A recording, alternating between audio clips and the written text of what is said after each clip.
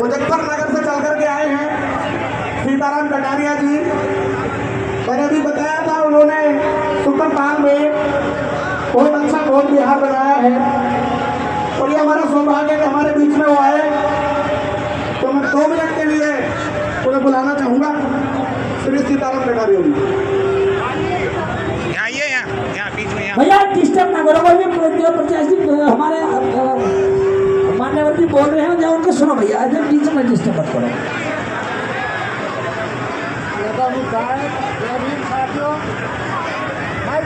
सबसे पहले तो मैं आयोजक समिति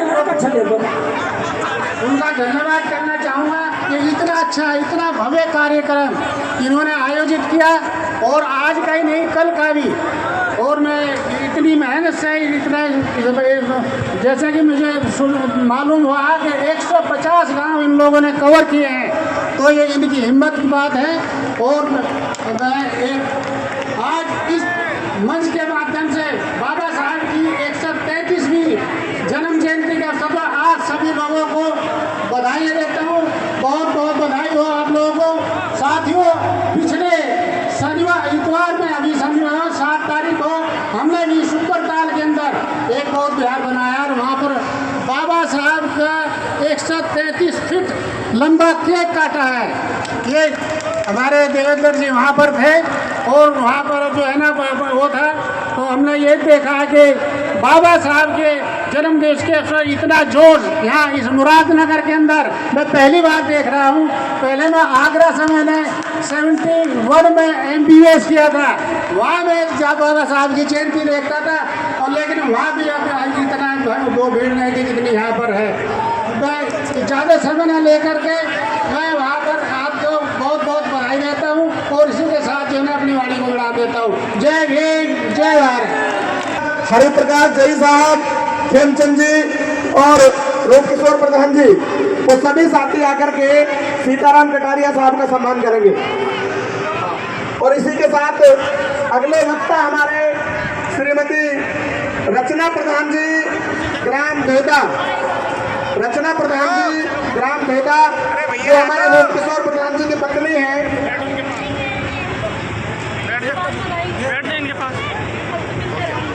रचना प्रधान जी ओमनपुर भेदा गांव के प्रधान है रूप किशोर। आज 14 अप्रैल पे हम यहाँ सब इकट्ठे हुए हैं। बाबा साहब ने हमारे लिए इतना किया, बहुत कुछ किया। हिंदू कोड बिल के अकॉर्डिंग महिलाओं के लिए जो बाबा साहब ने किया शायद कोई ही करता। उन्होंने अपना परिवार भी नहीं देखा था, अपना घर भी नहीं देखा था, हालांकि अपने बीमार बच्चे को छोड़ के उन्हें हिंदू कोड बिल को पारित कराने के लिए विदेश जाना पड़ा था उस टाइम बाद। और वो विदेश गए अपने बीमार बच्चे को छोड़ के, क्योंकि उन्हें महिलाओं के लिए बहुत कुछ करना था। और नेहरू जी से बार बार बोला उन्होंने, मुझे महिलाओं के लिए हिंदू कोड बिल पास कराना है। वो भैया करूँगा करूँगा ऐसे वे टालते रहे।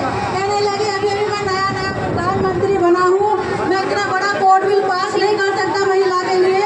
कहने लगे जो 51 और 52 में जो इलेक्शन होंगे प्रधानमंत्री के, मैं जब सोचूंगा जब कोई बिल पास करूंगा।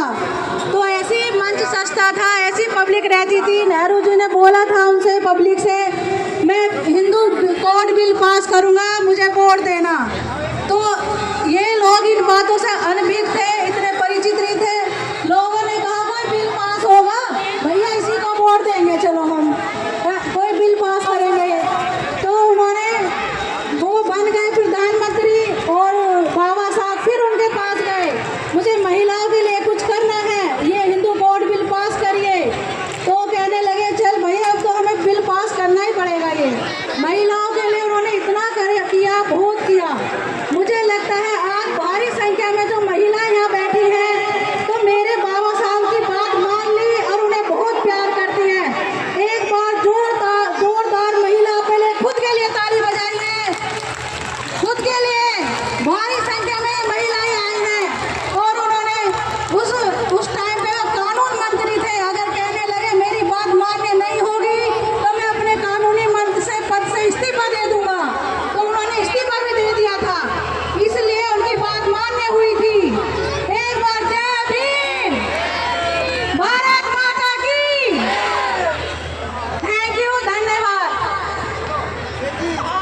बहुत धन्यवाद श्रीमती रचना प्रधान जी हमारे बीच में। देखिए सब पहले तो रचना प्रधान जी को श्रीमती निशा जी जो आगरा से चलकर आई है वो उनको सम्मानित करेंगी।